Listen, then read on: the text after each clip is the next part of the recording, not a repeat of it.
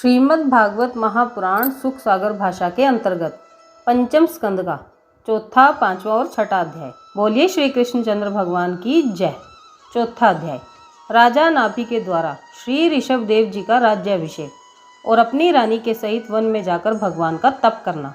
श्री सुखदेव जी कहने लगे, हे राजा परीक्षित, आदि पुरुष भगवान ने राजा नाभि के घर में आकर अवतार लिया। तब राजा ने उन्हें पर ब्रह्म परमात्मा जानकर बड़ी प्रसन्नता पूर्वक ब्राह्मणों एवं याचकों को बुलवाकर इतना दान दिया कि उनके राज्य में कोई भी व्यक्ति दरिद्री न रहा। तत्पश्चात राजा और रानी ऋषभ देव जी के बाल चरित्रों का सुख प्राप्त करके अपना जीवन सफल हुआ जानकर प्रसन्नता के कारण फूले न समाते थे।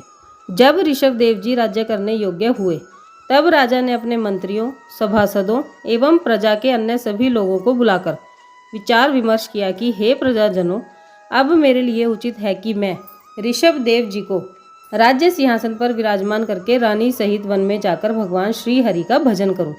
राजा के यह वचन सुनकर सभी सभासद एवं मंत्रीगण बड़े प्रसन्न हुए। तब राजा ने विद्वान जनों को बुलाकर शुभ लगन निश्चय करके श्री ऋषभ देव जी का राज्याभिषेक बड़ी धूमधाम से किया। तत्पश्चात अपने आप रानी सहित बद्रिकाश्रम में जाकर श्री हरि भगवान की तपस्या एवं ध्यान करने में लीन हो गए।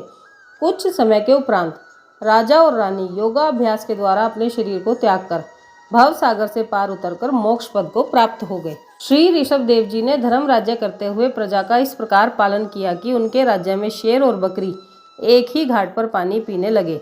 उनके न्याय के कारण प्रजा का कोई भी प्राणी दीन एवं दुखी नहीं था और देवता लोग भी देवलोक में उनकी स्तुति एवं प्रशंसा किया करते थे। जब देवराज इंद्र ने सभी छोटे बड़े देवताओं के मुख से उनकी इस प्रकार प्रशंसा एवं स्तुति सुनी तो देवराज इंद्र ने डाह के कारण उनके राज्य अर्थात भरतखंड में जल नहीं बरसाया। जब ऋषभ देव जी को यह हाल मालूम हुआ तो उन्होंने इंद्र के इस अज्ञान पर हंसते हुए अपने योग बल से ऐसा कर दिया कि उनके राज्य में जिस समय प्रजा के लोग पानी की आवश्यकता समझते थे उसी समय श्री हरि भगवान की कृपा से पानी बरस जाता था। जब देवराज इंद्र ने श्री ऋषभ देव जी की ऐसी महिमा एवं प्रताप देखा तब तो इंद्र उन्हें श्री नारायण जी का अवतार समझकर उनसे अपने अपराध की क्षमा याचना करने के लिए अपनी जयंती नाम की कन्या को लेकर उनके पास आया और उनसे क्षमा मांगकर अपनी कन्या उनको ब्याह दी। उस इंद्र की पुत्री के द्वारा ऋषभ देव जी के 100 पुत्र उत्पन्न हुए। उनमें से 9 पुत्र तो विरक्त होकर वन में पहुँच श्री हरि की तपस्या एवं ध्यान करने लगे। उन्हीं को नव योगीश्वर कहते हैं। उन्हीं ने राजा जनक को ज्ञान उपदेश दिया था। वह कथा आगे 11वें स्कंद में आवेगी। वही 9 पुत्र नवखंडों के राजा हुए। उनका भरत नामक ज्येष्ठ पुत्र अपने पिता की राजधानी का राजा हुआ और अन्य शेष 81 पुत्र ब्राह्मणों के समान वेद शास्त्र पढ़ने और तप करने लग गए। एक समय ऋषभ देव जी ने सभी प्रजाजनों को यज्ञ में बैठाकर अपने पुत्रों को यह ज्ञान उपदेश दिया कि हे पुत्रों, संसार में जितने भी जड़ एवं चैतन्य प्राणी दिखाई दे रहे हैं इन सब का एक दिन अवश्य ही नाश हो जाएगा। केवल एक आदि पुरुष अविनाशी श्री नारायण जी ही शेष रह जाएंगे। उन्हीं की आदि शक्ति शरीर में रहने से सब प्राणी चलते फिरते हैं। तुम लोग अपने हृदय में उन्हीं पर ब्रह्म परमेश्वर का ध्यान रखते हुए सांसारिक जीवों में मोह त्याग कर ज्ञानी एवं महात्मा लोगों का सत्संग किया करो। उसी से तुम्हारा कल्याण हो जाएगा, क्योंकि बुरे लोगों की संगति करने से मनुष्य शीघ्र ही नष्ट हो जाता है। जब तक मनुष्य सांसारिक सुख उपभोग को स्वप्नवत मिथ्या नहीं समझता तब तक सुख की प्राप्ति होना दुर्लभ है।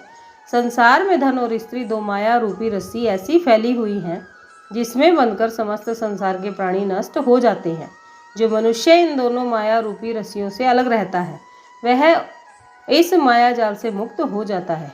परंतु इन दोनों से बचना और सांसारिक मोह से विरक्त होकर भगवत भजन में चित्त को लगाना सहज ही नहीं हो पाता है। इसका एक उपाय हम तुमसे कहते हैं, उसे तुम सुनो। केवल साधु संतों की संगति करना ही इसका उपाय नहीं है। बिना सत्संग के ज्ञान प्राप्त होना, संसार को स्वप्नवत मिथ्या जानना और परमेश्वर के श्री चरणों में प्रीति होना बहुत ही कठिन है। लेकिन साधु महात्माओं में बैठकर सत्संग करने से शनै शनै मनुष्य का मन विरक्त होकर परमेश्वर की ओर खींचने लग जाता है। इसके अंतर्गत एक मुख्य बात मैं तुमसे और भी कहता हूँ, उस पर तुम पूर्ण विश्वास रखना। संसार में नरक एवं मोक्ष प्राप्त करने के 2 द्वार हैं। साधु संतों की सेवा एवं संगति करना मोक्ष का द्वार है और पर स्त्री गमन करना, चोर, जुआरी, विषयी एवं मदिरा पान करने वालों की संगति करना नरक का द्वार है। इसमें कुछ भी संदेह नहीं है। ये था चौथा अध्याय। अब पांचवा अध्याय। ऋषभ देव जी के द्वारा अपने पुत्रों को ज्ञान उपदेश एवं संत महात्माओं के लक्षणों का वर्णन। ऋषभ देव जी ने कहा, हे पुत्रों, जिन संत एवं महात्मा का सत्संग तथा सेवा करने से मोक्ष का द्वार खुल जाता है, उनके लक्षण सुनो। उनका मन सदैव एक समान होता है। किसी के दुर्वचन कहने से उनको क्रोध नहीं आता है। वे अंदर एवं बाहर समान रूप से अर्थात निष्कपट रहते हैं। उनको हरि भक्तों से अधिक प्रेम होता है। दिन रात हरि चरित्र कहने सुनने पर भी उनकी उससे इच्छा पूर्ण नहीं होती है और ना आलस्य ही आता है।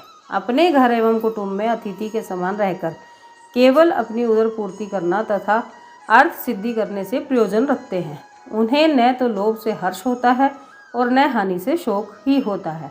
अतिथि का एक लक्षण यह है कि जिस तरह कोई परदेसी कंगाल दूसरे ग्राम अथवा नगर में पहुँचे और एक दिन किसी के घर भोजन करके दूसरे दिन वहाँ से चला जाए, तो भोजन देने वाले से उसे कुछ मोह उत्पन्न नहीं होता है।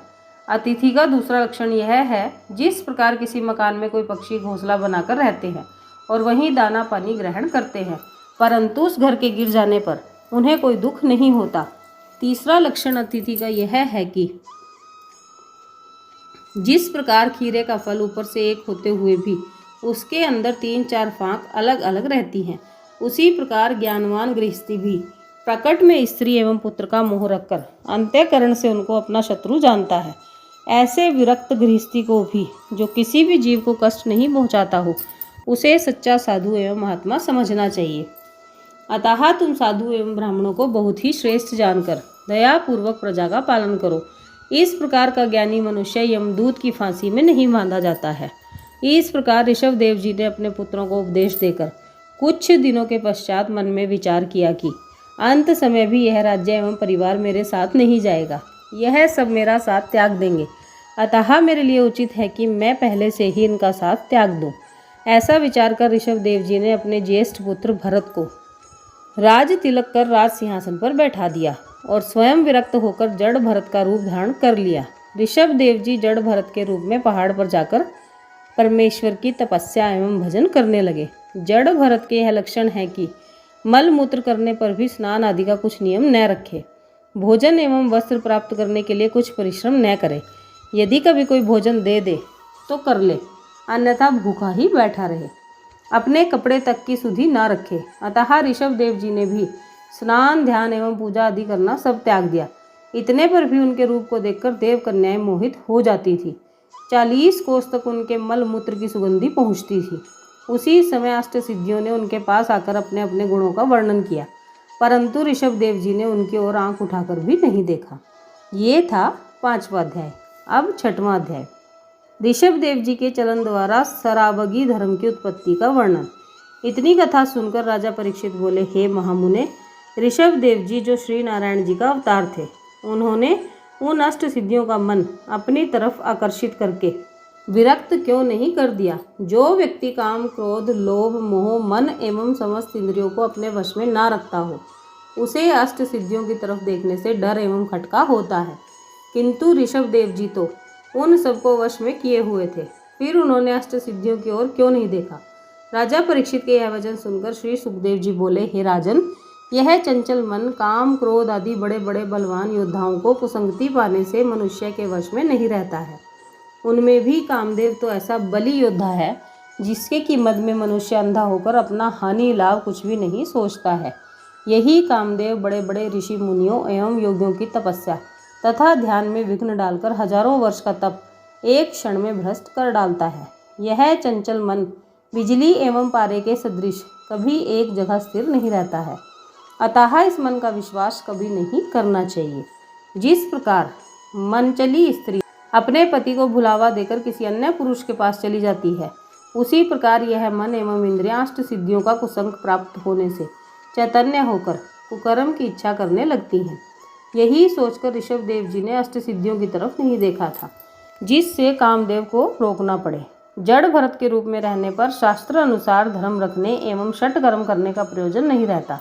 अतः बहुत से मनुष्यों ने ऋषभ देव जी का चलन देखकर स्नान करना एवं वेद अध्ययन करना छोड़ दिया। तभी से ओसवाल तथा सरावगी मत का प्रचार हुआ। जो लोग वेद शास्त्रों को नहीं मानते उन लोगों में इस मत का प्रचार हुआ। अब वे लोग जैन धर्मी कहलाते हैं। तत्पश्चात ऋषभ देव जी का शरीर उसी दशा में किसी तरह आग लगने के कारण जल गया। तब श्री नारायण जी अपना वास्तविक रूप धारण कर परम धाम को पधार गए। ये था 6वां अध्याय। बोलिए श्री कृष्णचंद्र भगवान की जय। आज की वीडियो में बस इतना ही। फिर मिलेंगे अगली वीडियो में।